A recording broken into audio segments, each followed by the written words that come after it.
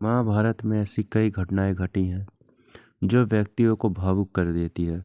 जैसे बहुत ही कम उम्र में अभिमन्यु का छल से वध करना, द्रोणाचार्य और कर्ण का भी छल से वध कर देना।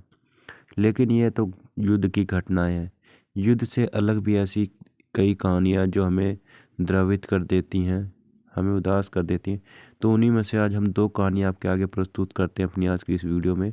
तो वीडियो में आगे तक बने रहे गाइस। ये कहानी बहुत ही ज़्यादा अच्छी है, आपको सुनकर अच्छा ही लगेगा।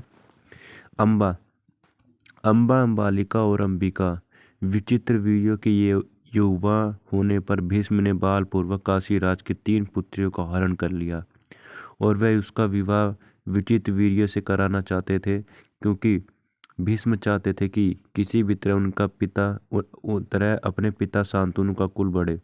लेकिन बाद में बड़ी राजकुमारी अम्बा को छोड़ दिया गया क्योंकि वह साल्व राज्य को चाहती थी।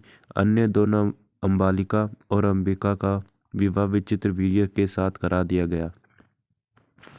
अम्बा जब साल्वराज के पास गई तो साल्वराज ने उसे ठुकरा दिया।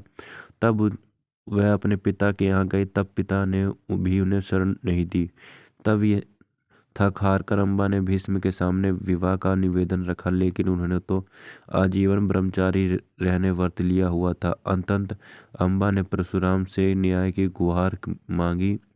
परशुराम ने भीम से युद्ध किया और लेकिन परशुराम को निराशा ही हाथ लगी। तब निराश अम्बा ने शिव की आराधना की और यह वरदान मांगा कि इच्छा मृत्यु का वर पाए, भीष्म की मृत्यु का कारण वह बने। शिव ने कहा कि यह अगले जन्म में ही संभव हो सकेगा। अम्बा तब मृत्यु को वरण कर लेती है और यह अम्बा की ही शिखंडी के रूप में जन्म लेती है। भानुमति, दूसरी कहानी भाई हमारी भानुमति की। भानुमति कामबोज के राजा चंद्रवर्मा की पुत्री थी। भानुमति बहुत ही सुंदर, आकर्षक, बुद्धिमान और ताकतवर थी। उसकी सुंदरता और शक्ति के किस्से प्रसिद्ध थे। यही कारण था कि भानुमति के स्वयंवर में शिशुपाल, जरासंध, रुक्मणी, वर्क, कर्ण आदि राज्यों के साथ दुर्योधन भी गया हुआ था। कहते हैं कि जब भानुमति हाथ में माला लेकर अपनी दासियों और अंगरक्षकों के साथ दरबार में आई और एक एक करके सभी राजाओं के पास से गुजरी, तो वह दुर्योधन के सामने से भी गुजरी थी। दुर्योधन चाहता था कि भानुमति माला उसे पहना दे, लेकिन ऐसा हुआ नहीं। दुर्योधन के सामने से भानुमति आगे बढ़ गई। दुर्योधन ने क्रोधित होकर तुरंत ही भानुमति के हाथ से माला झपट कर खुद ही अपने गले में डाल ली। इस दृश्य को देखकर सभी राजा ने तलवार निकाली। ऐसी स्थिति में दुर्योधन ने भानुमति को हाथ पकड़ा और उसे महल से बाहर ले जाते हुए सभी योद्धाओं से बोला, कर्ण को परास्त करके मेरे पास आना। अर्थात उसने सब योद्धाओं से कर्ण से यह चुनौती दे दी, जिसमें से कर्ण ने सभी को परास्त कर दिया। लेकिन जरासंध से कर्ण का युद्ध देर तक चला। इस तरह दुर्योधन ने भानुमति के साथ जबरन विवाह कर लिया। भानुमति को हस्तिनापुर ले आने के बाद दुर्योधन ने उसे ये कहकर सही ठहराया कि भीष्म पितामह भी अपने सौतेले भाइयों के लिए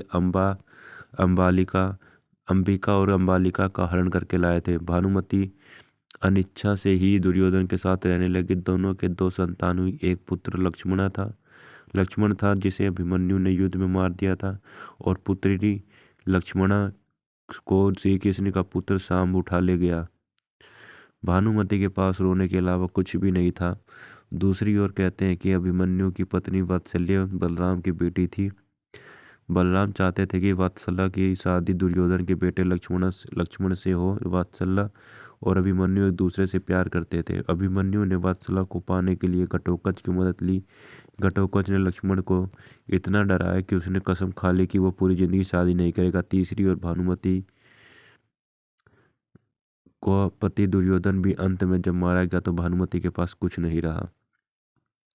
अब भानुमति को ऐसे समझे। भानुमति ने दुर्योधन को पति चुना नहीं, दुर्योधन ने जबरदस्ती शादी की, अपने दम पर नहीं, कर्ण के दम पर। भानुमति का हरण दूसरा भानुमति का बेटा लक्ष्मण को कृष्ण पुत्र शाम भगा ले गया।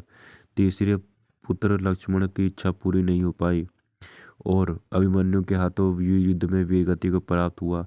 चौथा कि जब उसका पति दुर्योधन मारा गया तब वो देख भी नहीं पाई। भानुमति बेहद ही सुंदर, आकर्षक, तेज बुद्धि और शरीर से काफी ताकतवर थी। गांधारी ने सती पर्व में बताया कि भानुमति दुर्योधन से खेल खेल में ही कुश्ती करती थी, जिससे दुर्योधन कई बार हार भी जाता था।